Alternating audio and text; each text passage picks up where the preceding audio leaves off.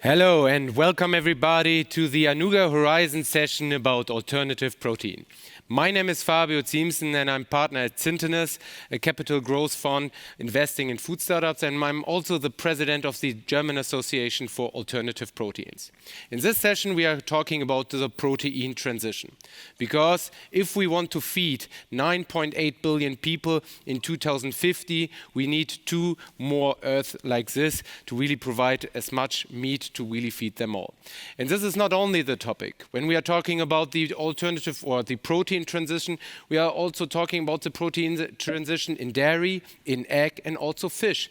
Because in every one of these categories, we have huge challenges. But we have also new technologies like fermentation, like precision fermentation, biomass fermentation, the whole topic of cellular agriculture, but also new revolutionary plant-based solution. And I'm really happy to have three speakers here with me today that have really solved the problem somehow and are getting to solve it with their technologies and with their product. So I'm really happy to have as a first speaker Jacek Prus here with me, the founder of Kuleana.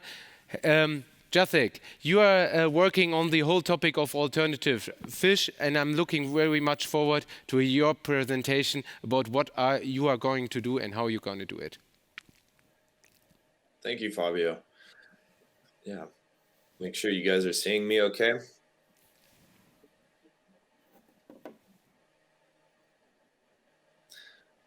Okay, I'm going to get started here. So I'm Jacek Prus, the founder and CEO of Kuleana. And we're creating the next generation of seafood with plants and biotechnology. I usually like to start with why we're doing this. So since 1970, we found that 50% of the ocean population has been cut in half. 70% of sharks have been pulled out of the water, and 97% of bluefin tuna have been reduced. And by far the largest factor here is that the fishing industry is just overfishing. And this also leads to 3.9 billion acres of seafloor each year getting deforested through trawling. Trawling alone has more greenhouse gas emissions than the entire aviation industry. And on top of all of this unsustainability, this seafood now is often coming with microplastics, mercury, and other harmful contaminants due to the pollution of the oceans. So it's a pretty massive problem, but it's also a massive opportunity. In the United States alone, there's about $102 billion worth of consumer spend just on seafood. And it's really difficult to get a exact number on the global consumer spend because of illegal fishing and a lot of other shady practices. But essentially, we're finding it's easily over $1 trillion. And our way to come into this industry and to support the ecosystem and allow fisheries to recover is to create very uncompromising plant-based products. And I think this is like what the next generation of alternative proteins need to do. And by uncompromising, it has to taste really, really good. And it has to look great. And so we've been able to do this with our first product. You see it here in a poke bowl. It's Kuleana raw tuna. We've taken this product to a Nobu chef, which might not mean too much out there in Germany, but in the United States, Nobu chefs are like the best sushi chefs. They have an incredible reputation. And they were thanking us for having a wonderful product. Taking it to people like Ethan Brown, who said this is really good. Whole Foods buyer said they would eat this on a regular basis. And then just continually, we're finding that the product is blowing people away. And I think this was the most important step for us to first take. And we're really happy about this because this is what allows the average consumer to switch over rather than just a vegetarian or vegan. The way we create the product is trade secret, but we also have proprietary approaches. So we do use enzymatic treatments to optimize the ingredients and also to structure the product. And it's just a really exciting time to be in this space because not only can we optimize on taste, but we can also optimize on nutritional panel. So our product's actually really healthy. It's customizable. This is what's incredible about working with plants instead of just the animal. because we can be incredibly high in omega-3s, DHA, which have quite a few cognitive benefits, vitamin B12, protein, iron. One serving of our product gives you a daily need of iron, which is the biggest mineral deficiency in the world. And it's actually quite prevalent among vegetarians or vegans. So it's really, really fun. The great analogy is, electric cars didn't recreate gas cars. They made something better than. They're silent. Their Teslas are heavy on the bottom so they don't flip over. We see the same opportunity with using plant-based foods. And, the best part too is we can also avoid the bad things, the mercury, the microplastics, the parasites. Because we don't need to go fishing, we naturally take pressure off the ocean. Has a minimal carbon footprint. We allow the corals and marine forests to grow back. And we also help sequester carbon. And since we don't use massive fishing boats, we also have a minimal carbon footprint. So there's just a ton of environmental benefits here. And then finally, with every 100 pounds of Kuleana tuna we sell, we save a tuna's life. But really, tuna is just the beginning. We also have raw salmon that will be coming online early next year. We're really excited about this product. It has a huge potential for retail as well. And then we'll also create cookable formats of these products. And this is where we'll be able to grill the product directly. That's going to just be a game changer to have a high moisture, complex structure product that can grill. Right? This is pretty difficult stuff. So it's going to still take us a little bit more time to incorporate that cooking aspect. But we're just seeing a ton of demand right now. And eventually we'll create shrimp, crab, lobster, and all of that to really replace 50% of seafood. That's our goal. And in the more immediate terms of what we've done is we've launched in the United States. So we've launched the Air One grocer. It's a high-end grocer. It's very fancy, builds amazing brand. And it's a really good place for early adopters and trendsetters. This is where people go to spend like $20 for a smoothie. I'm not even joking. So we've been able to launch there several months ago, and it's been incredible. We have repeat purchase, which is obviously incredibly important to show that a product is actually being consumed more than once. And then we also launched nationally with a poke chain called Poke Bar. That was really great, learning a ton. And all of this was done really fast. So we built our team actually in mostly February this year. We got production up and going. And we've closed quite a few other deals. We've actually been constrained by capacity of producing product. So, if you want to talk later, what we're doing is we're raising money to expand our production capabilities. But we're also able to do all of this early launching at smaller production capacities and already have price parity with tuna. So that's something we're really proud about. And that's because farming tuna is incredibly inefficient.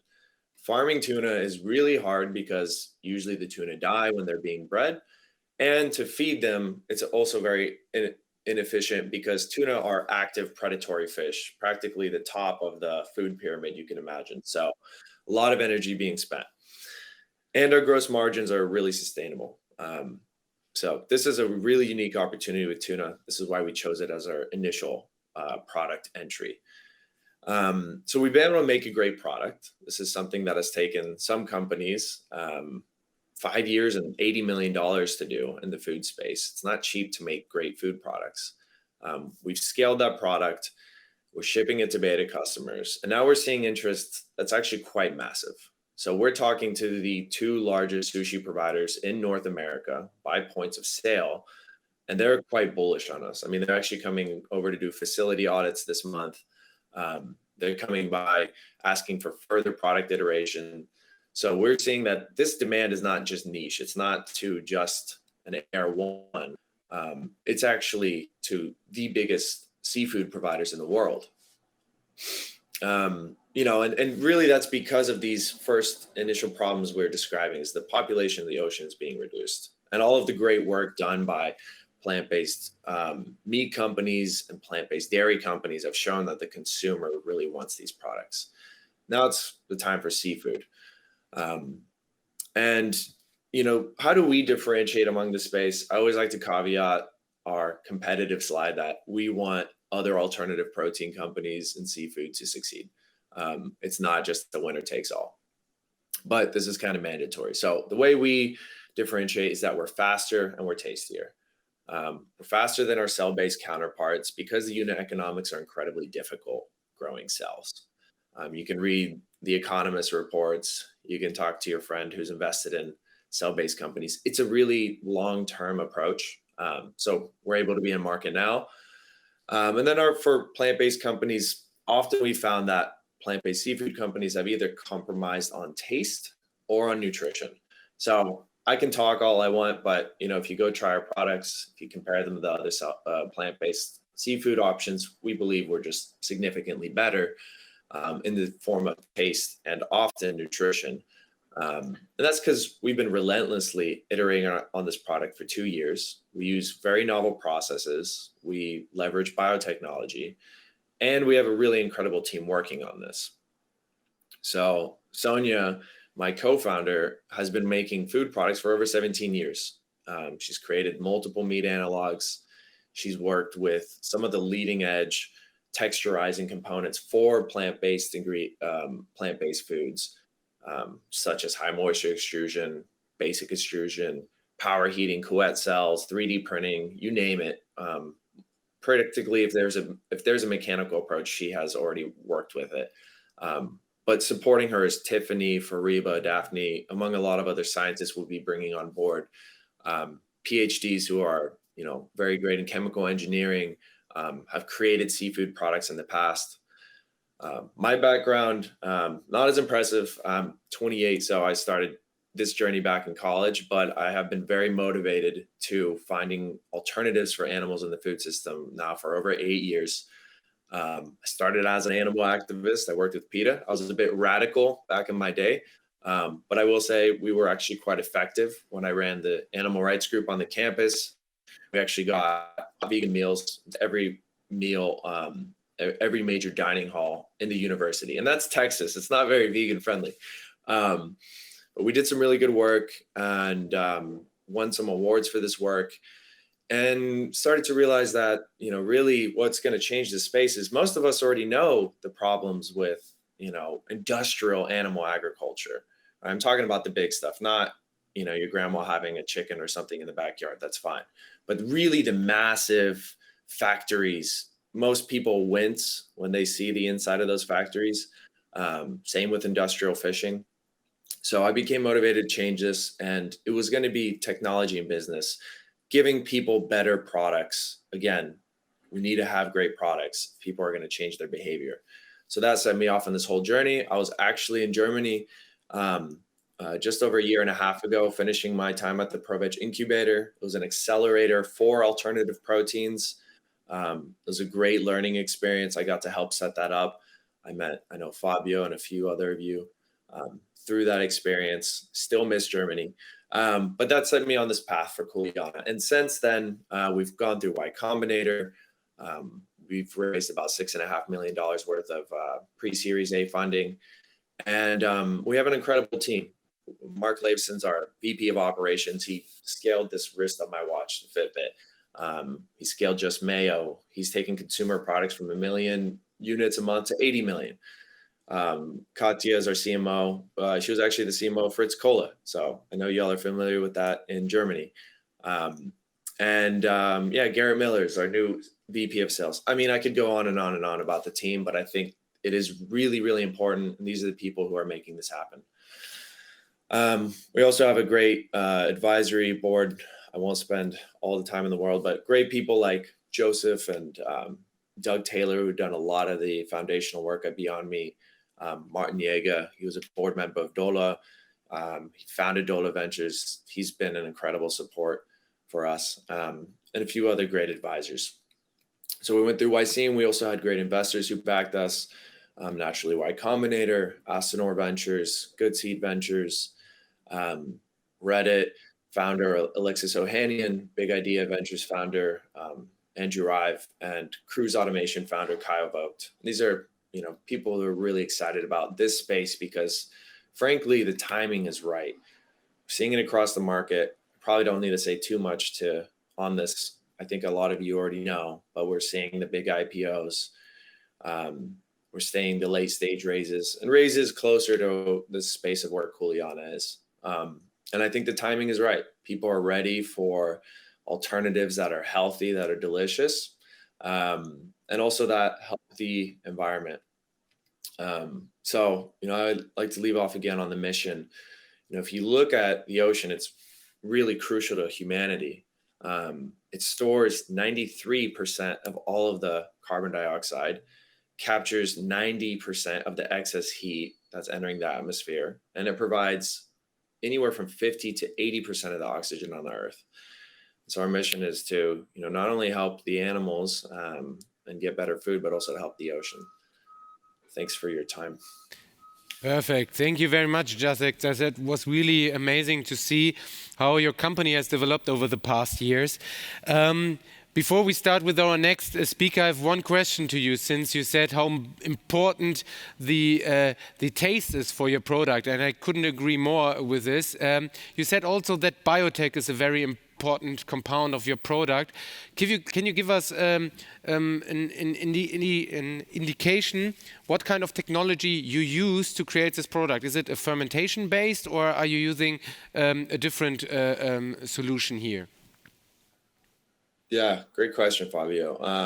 We have a few different things we're doing. One of those is enzymatic treatments, among others. But I think a lot of it is listening to the consumer and iterating on, I think texture is really what's exciting for us. So that's where we're focused with all our innovation right now. Okay. How to innovate and improve texture. Okay, perfect. Thank you very much. And then I'm coming to our next speaker, Anja Leissner, the founder of Stockeld. And Anja, we had already one session and you said an amazing phrase there, that pizza cheese is the holy grail in the plant-based transition. And I couldn't agree more with this, because we are always talking about that dairy is already somehow saturated, but the cheese sector is right at the beginning. And all the vegans out there and vegetarians, they say, if this sector is also transforming in the right way the others are doing, then we couldn't be happier. And I'm really excited to hear where we are here today. And the stage is yours, Anja, and thanks that you are here with us today. Thank you so much. That was a great introduction. So I will start off just give your short description of myself. I am one of the founders and head of R&D at Stockeld Dreamery. We used to be called NoCo Foods, but we rebranded earlier this year. My background is within biotechnology, microbiology, nutrition, and a lot of dairy processing and technology. And I usually say that I come from the dark side because I used to work in the dairy industry as well. We all know that our food system is completely unsustainable where it's like now. And we have 30% of the greenhouse emissions are down to our food system. So is 70% of the freshwater consumption and 50% of the vegetable land use. We also have an extremely high amount of waste. 1/3 of all food produced is being wasted. So it's sure to say we cannot go on like this. And one thing that people often do when they eat less meat is that they start to eat more cheese, because cheese obviously has to be better, right? Unfortunately, that's not true. The only meat that has a higher environmental impact than what cheese have is beef. So cheese is actually higher than both poultry and pork. So this is obviously something we need to tackle. And I also want to address why we love cheese. We have another member of the panel talking today that actually do not love cheese, but me, myself, I'm a very devoted cheese lover. Don't ask me to choose a cheese because I want them all. And we have been eating cheese for thousands of years. It was started off as a way to preserve the food, but it's also a way to actually enrich and enhance the nutritional profile of the milk. And it's such a cultural, we have as many different cheese versions as we have tiny little villages in France. And we have something that's called, usually you call them happy food hormones. It's a precursor for serotonin and an opioid that you can find in the milk proteins. So you will actually get from a chemical level, you will get happy from eating cheese. It's science, it's a fact. And on top of that, cheese acts like a taste enhancer. So it triggers all the different sensory attributes that you have in your mouth. So it's the creamy, it's the salt, it's the tangy, and whatever you add the cheese onto, it will just lift the full experience. So it's no wonder that we love cheese. But there is an issue here. It requires extremely a lot of water and feed to get into the cow, and then you have an energy conversion rate. 80% of the energy just disappears. On top of that, it requires 10 liters of milk to produce 1 kilogram of cheese. One. And it's also similar to 10 kilograms of carbon dioxide emissions to produce 1 kilogram of cheese. Even how much I love cheese, we cannot go on like this. It's clear. If you look at the market, as the previous speaker said, there are many interesting meat substitutes. You have the dairy substitutes, and they're really claiming their space in the market. You have clear category leaders, such as the Swedish Oatly. But when it comes to the cheese, there's still a white space.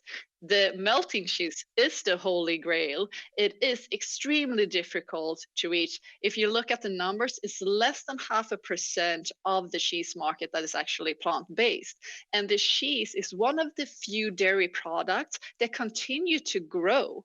And this is obviously the graph you see in front of you. It's obviously not, a correct graph, but this is our vision of the future. We've seen that the cheeses continue to climb, and we think it would continue to do so in the future as well. But our hope and our mission is that the plant-based sector will continue to claim this white space, and the precision fermentation will act as an ingredient and just help push this further along. This is what we're working for and aim for. If you're going to look at the available options right now, that gives you a little bit of a clue why this market still is a white space. You can categorize it in 2 different categories. On one hand, you have the ones that's based on modified starch and flavored and colored coconut oil. These can be mass-produced, they can have a huge reach. Unfortunately, they lack in the taste experience, and they definitely lack in the nutritional profile. On the other hand, you have the fermented nut bases. And I have to say, there's several in here that I really enjoy myself. Unfortunately, this is not a scalable raw material, not from an environmental point of view, not from a pricing point of view. They cannot be scalable. And they also lack very much when it comes to the mouthfeel and texture. It's extremely difficult to get rid of the graininess, the kind of sandy mouthfeel. And it's also extremely, extremely difficult to get any kind of yummy melting behavior on these nut-based ones.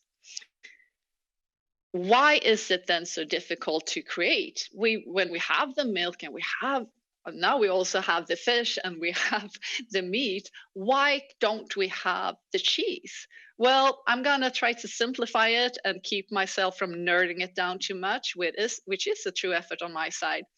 Basically, we can say it's down to 2 of the main components of the milk. One is the protein casein. 80% of the milk proteins consist out of casein, and casein is an extremely complex structure.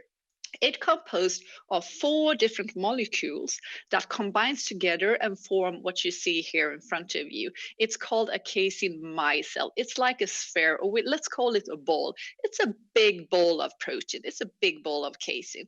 And what's so amazing with this is that the structure of this ball is so complex that there is no science that definitely knows what it looks like. There's different theories that are less or more plausible, but nobody really knows. So obviously, it's extremely difficult to try to mimic this. And there is no protein in the plant kingdom that looks, behave like the casein does. And why is it so amazing? Well, these balls of casein have indefinitely different kind of points of interactions between themselves. So if you have a couple of balls, it doesn't really matter. They don't have to have perfect angle, perfect temperature, the perfect setting and surrounding for them to connect. They just need to be close to each other and they will find a way to connect. So this creates an extremely flexible network. And inside of that network, you will find the milk fat, which is the other challenge. And you will also find water that entraps the water soluble proteins that's called whey. And it is extremely rigid and it's extremely flexible. And this gives the cheese the amazing characteristics that we see. You can slice a piece of cheese, you can bend it without it breaking. Or you grab your favorite pizza and you pull it up and the cheese strings just goes down forever and ever. It's because of these casings balls. They just roll off each other, finding new ways to connect until there is no left.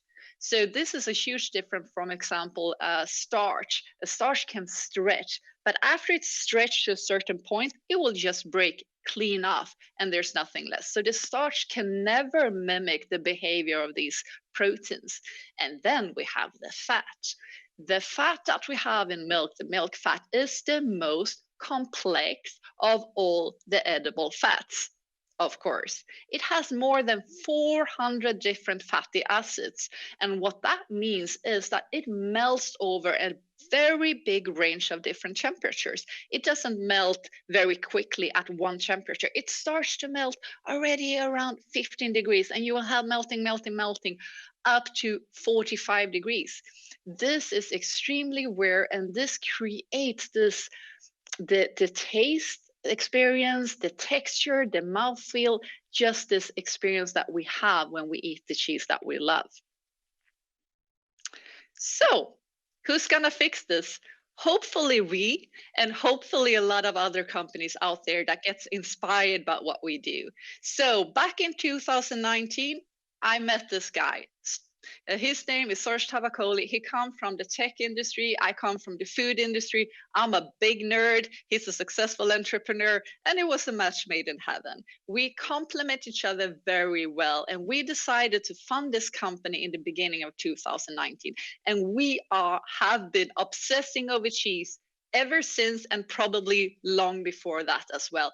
And our aim is to create a cheese that's gonna be superior, not only in the taste and taste experience, but also in the nutrition when you compare it to the options that are available right now. And our first vision is to create the world's most ambitious cheese. This is what we set out to do. And we think that it requires heavy research. You really need to put the effort into research in order to crack this nut, because the easy fixes and the alternatives out there, they just don't cut it. And what we're working with currently, and this started back in my research in plant and insect protein back in 2017, is I look closely into different plant proteins out there, categorize them after different functionality, then use fermentation, not precision fermentation, but fermentation as the food process, same as you do when you're doing kombucha, for example. Use that, functionalize the proteins. And the whole aim is to make them behave the same way that these casein balls, if you remember, that they do in different applications. So the point is to adjust the proteins and make them behave like you want them in a spreadable cheese or in a melting cheese. And of course, I'm simplifying this extremely much and I cannot go into the detail. Obviously, we have a patent out there. We continue to apply for patents.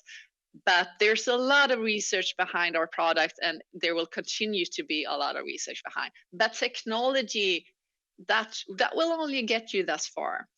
From the beginning, since it was just me and Soros was my lab assistant, we have collaborated with chefs.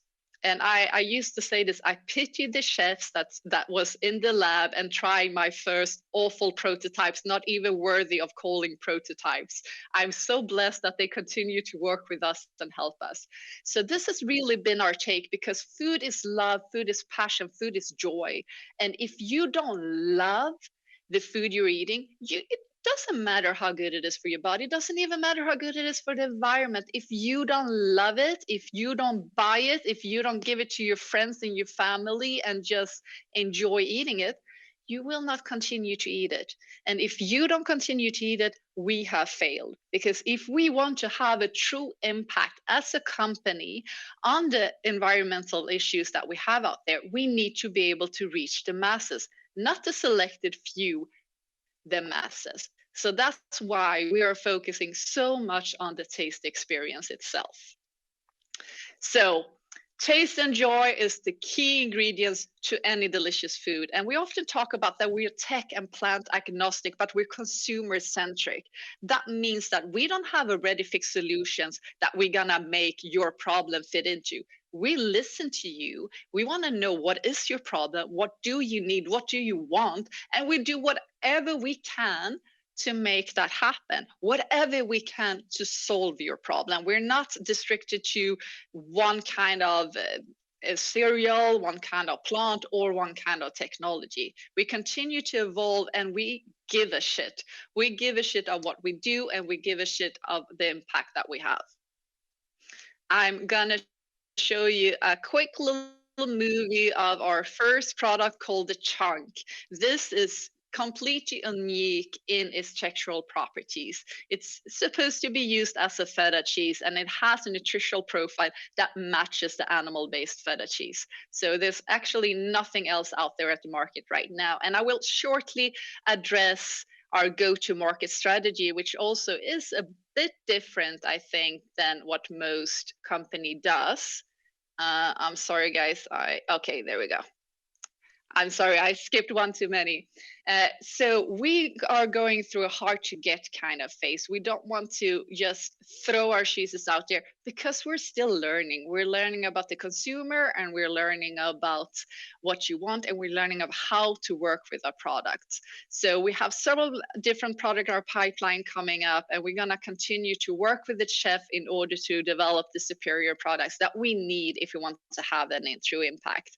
This is our team. We are now 23 people strong, which I think is amazing. And we're building a leading R&D class function, and we are recruiting like hell. So if this seems interesting to you, don't hesitate to reach out and get to know us. And that's it for me. Thank you very much. Thank you very much, Anja. This was really amazing. I like the way how you picturize complex processes when it comes to how you structure, for example, proteins. This is really a joy to listening to you. Thank you very much, Anja. One question to you is: when do you expect the tipping point in the alternative cheese transition? When we reach the US, no. Joke aside, I think it's difficult to predict, and I think you should be very cautious in predicting, because if you get too cocky and you stop listening to what the consumer wants because you're so secure that you have the solution that they need, that's when you're gonna fail. So hopefully the tipping point will come in the next couple of years. I really, really hope so. But if it doesn't, it will just tell me that us, Stockeld Dreamery, and the other companies out there working at this just have to work that much harder to make this tipping point come true. Yeah. Thank you very much, Anja. And since we were talking about the most critical or the most critical customers out there who are chefs, I'm coming now to another one, Klaus Schmeing, who is the CMO of Burger King. They really tried an amazing project this year, and he will tell us a bit about this one, why Burger King is also looking into the alternative protein transition. And I was really amazed when Klaus told me how many Burger King customers are already looking for alternative protein products in the restaurants of Burger King. So thank you very much for for being here today, Klaus, and I'm looking forward to your presentation. Anja, I guess I was the one you were referring to as a non-cheese lover. So I want to tell you a little bit about our world's first plant-based Burger King, which we did this summer in June in Cologne. But let me get you some background up front. I started like 3 years ago. I started at Burger King, and where did we came from, or where are we still at some point? Of course, like we sell beef burgers, and here's a picture from South America. They love to stack stuff and put even more beef on it. So that's a situation. We sell burgers, and just takes a guy on the right-hand side, just as a symbolic picture of a white old man. So talking about like plant-based alternatives and proteins, it was a bit of a like, so what are you talking about? So 3 years ago, and there was not a lot of belief in it, and is this really where we should go for, because we sell burgers? But I think it was so important to tell those people there are things happening around us. So when it comes to Germany, there are already 8 million Germans having a vegan or vegetarian diet, and statistics you ask, like 25% of the total population also name themselves as flexitarians, so eating less meat, because there's a big health and environmental consciousness around, and these things, I think COVID even accelerated these kind of developments in the market. So as you can see, like as a company, I think even from a business perspective, there's a crucial need to change. And also from my belief, companies need to take responsibilities for what they do. And of course you can say it's easy for one restaurant. If you have one restaurant, it's easy to change, but we want to do this for our 750 restaurants in Germany and really reach the mass of the people, as Anja also referred to.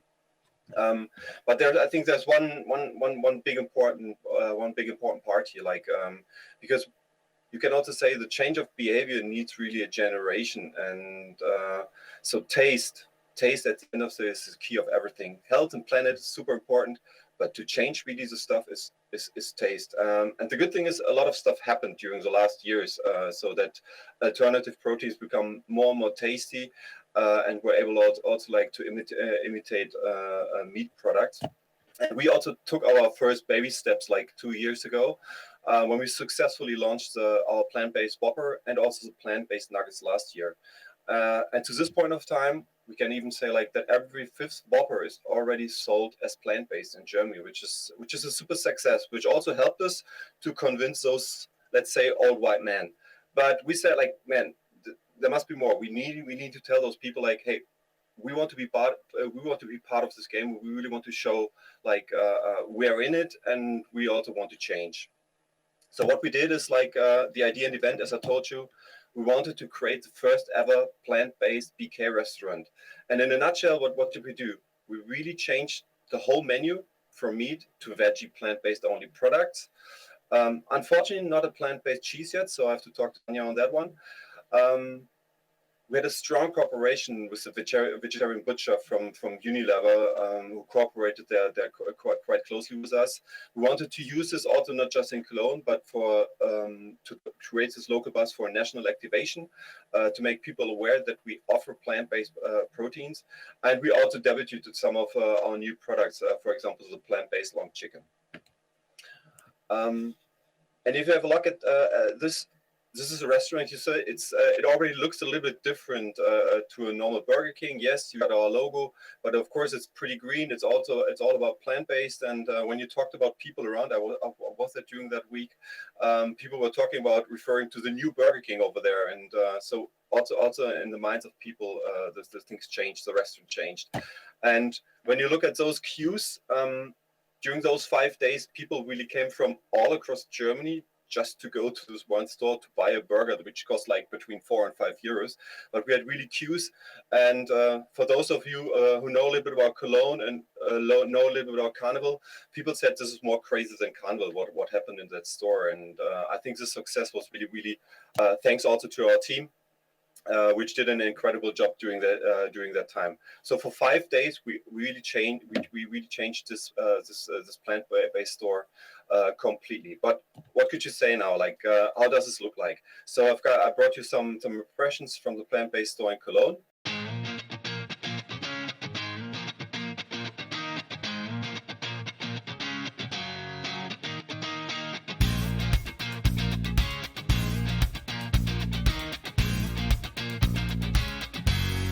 Wow, ich hatte natürlich Bilder gesehen, aber wenn man da mal davor steht und reingeht und alles ist grün, die Produkte sind von links auf rechts gedreht gefühlt, auch die Gäste nehmen das an, die Bude ist voll.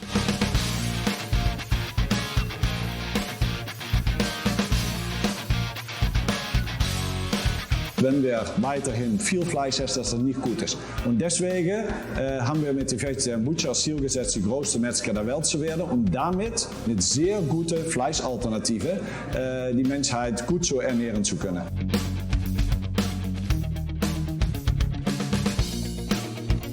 Die Planung einige Monate her und dann hat sich sicherlich intensiviert in den letzten Wochen. Ja, und jetzt haben wir gestern eröffnet, heute der zweite Tag. Ich glaube, es wird fantastisch angenommen und es macht wirklich Spaß. Unsere Aktion Plant-Based wird sehr gut von unseren Mitarbeitern angenommen.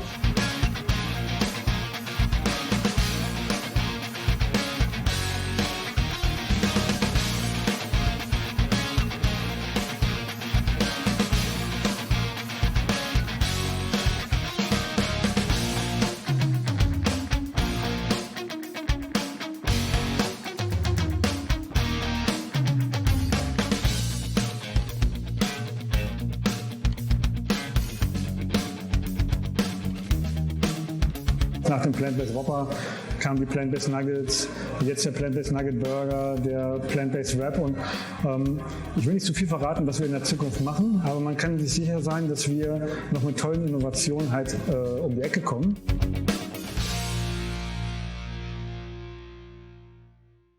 So now you saw like how it looked like, but what are the results behind?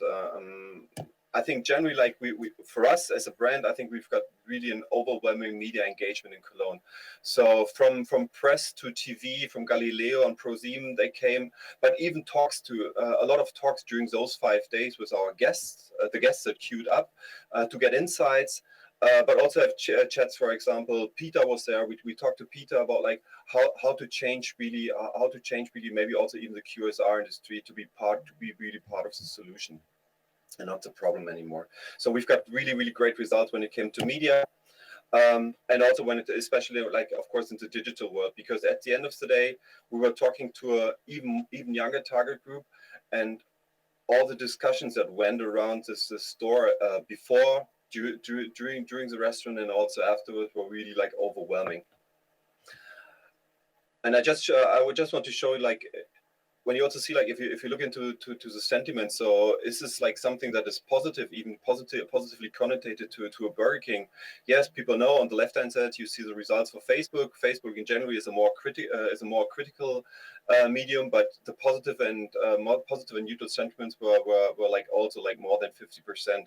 But generally when you look at Instagram and TikTok, so talking to our community, really got positive feedback. So people were really seeing like, man, there's something happening obviously in the restaurant business that even a restaurant like Burger King is now putting plant-based product on their menu. And as at the end of the day, of course, this is what we wanted to reach. We wanted to show people, yes, we want to change for good. We want to change and put those stuff also on our restaurant menu, and that people start talking about it. And that's what they did even more than before when we just had the single product in the restaurant. Of course, you could say like, what's next? At the end, it's pretty easy. Like we want to be really part of future developments. That's why we also, and Fabio, you know that we are the first QSR member in Balpro. So we want to talk about like and bring also our knowledge in as a big QSR chain, how to maybe bring alternative proteins into bigger restaurants, into bigger systems, like to bring it really to the masses, because like as soon as we bring it to the masses, I think we will change something. Of course, we want to front run and stay number one in the plant-based in QSR, definitely. That's why we are filling our pipeline, doing new stuff. We just launched the vegan mayonnaise. We launched some new burgers during summer, and more to come, definitely. And one thing I think that's very important, we really want to be part of the solution. We will not change overnight. That's something for sure that I know. But we really want to be part of the solution, and also changing what's happening in the market and what's happening with our guests. That was the Cologne store in a nutshell. Honestly speaking, pretty quick with a small video. Thank you for listening. Yeah, thank you very much, Klaus. This was very, very insightful. Can you tell us also something about the biggest learnings that you had in this pop-up store? Because for us, it's definitely interesting to see how you can use these learnings into future development of Burger King. And of course, this would be the first question. The second question is, what kind of solutions would be the next one that you are looking into?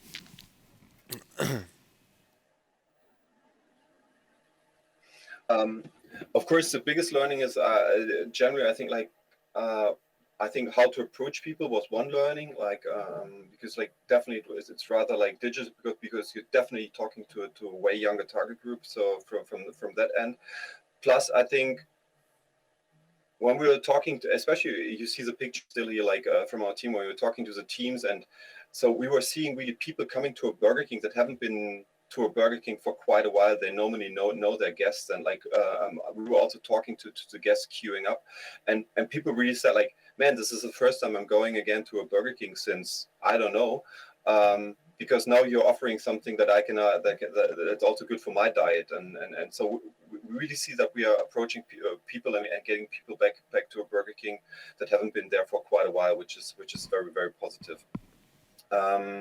And when you say like what's next and what do we do further, like as I said, like as we joined also the BalPro, as we launched a couple of new products, of course, like what we can say, like for example at the moment, because I don't want to be the guy like being there, like I don't want to be a missionary. Like I don't want to tell someone like you don't have to eat meat or you have to eat plant-based, like but I want to give them a choice at the end of the day. People need to have a choice, and they need to have a tasty choice, and that's what we want to offer them. Perfect. Thank you very much, Klaus. Anja, when you showed us the last products on your side, and you said that you are also working very close with chefs, can you give us an idea what your go-to-market strategy is looking like? Would you also use systematically restaurants or fast casual gastronomy as an entry way, or are you looking more for having retailers as partners for your future distribution strategy? Well, we will for sure get into retail at some point in time because we can't reach the masses if we don't. But definitely our first go-to-market strategy, as it looks like right now, of course, in the startup world, everything can change. If you stay too stagnant, you will die. But at the moment, this is the aim we're going for. So close collaboration with chefs, close collaboration with different restaurants, and just being a little bit selective and creating this a little bit hard to get face, but also introducing the products in a way that we can kind of control it. We know how it's being cooked, how it's being presented. Because if you take our first product, the chunk, it's to be used as a feta cheese, but it doesn't taste like a cheap replica of a feta cheese. It doesn't have all of those, synthetic aromatic flavors and aromas in there. It is an authentic product. It's based out of fava and yellow peas. It will taste a little bit of fava and yellow peas. So you have to know how to work with it to make the most out of it. Yeah. Is and talking about this, that it has its own taste profile. It's not really comparable to oat cheese or something like that. The question is more: are you really addressing flexitarians, or are you addressing more vegans and vegetarians? That's a great question.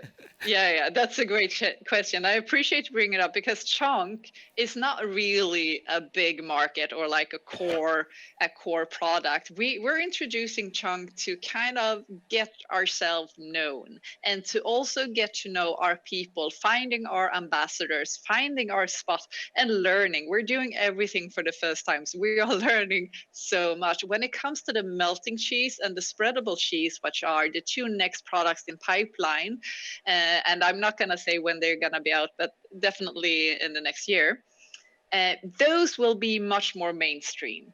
So we have Philadelphia as a benchmark, and we have mozzarella as a benchmark. Mozzarella as a benchmark for melting cheese, that's a tall order. We'll see if we're able to really get the 2 meters long cheese pool. I'm not too sure, but definitely that is what we're aiming for. So with those products, we are aiming for a much more generic and actually being a replica. But with the first one, with Chunk is different. Chunk is a statement that we're using as a business card as we're introducing ourselves to the world. Perfect. Thank you very much, Anja. And my last question goes to you, Jacek, since a lot of people are talking about fish is the next big thing in the alternative protein transition. Have you, or you have definitely seen the documentary Seaspiracy. And my question to you, Jacek, is was it a big accelerator also for your topic? Because it's now coming more and more on the agenda, and a lot of people are now talking about it, not only because of the topic of overfishing, but also about the topic that you mentioned, microplastic, mercury, etc. So this would be my last question to you, Jacek. Yeah, I mean, I think you're bringing up a good point. We definitely saw a big increase in interest after Seaspiracy. I think there was this kind of halo effect of seafood being incredibly sustainable and healthy. And when you saw the documentary kind of outline that, well, we're actually running out of seafood and it's not as sustainable. Even a lot of other practices like aquaculture aren't as sustainable. We started to recognize that there was a lot more talking points, as all the ones you mentioned, with health and the environment. And I think it's just a huge market. Like it hasn't been addressed very well. So it's obviously something that's ready for innovation. And, hopefully we can be as big as cheese. I know cheese is great too. Yeah, we're excited to get out there. And I think the timing's right. So, and Anja made some great points too. Like there's a lot of times when companies launch first products, it's a really good opportunity to learn. Like I know Impossible Foods learned a ton when they launched their first product. And I think we're going a bit of a similar journey there ourselves, and having that kind of humility and saying, well, we're not going to solve everything right away. And we're experiencing a little bit of that ourselves. So thanks for having us. Yeah, perfect. Thank you very much for being here today and discussing with us the potential and, of course, the big vision about what the alternative protein transition is all about. I'm very happy that we tackled so many different topics here, the hospitality sector, the cheese and the fish category. This was really amazing. Thank you very much. And for all in our audience, we are really looking forward to inspire you, to give you insights, and also to share experiences in the Anuga Horizon session with you. And I hope you enjoyed it today. And please be informed about our website, anuga-horizon.com. And thank you very much. Thank you. Bye-bye. Stay cheesy. Thank you.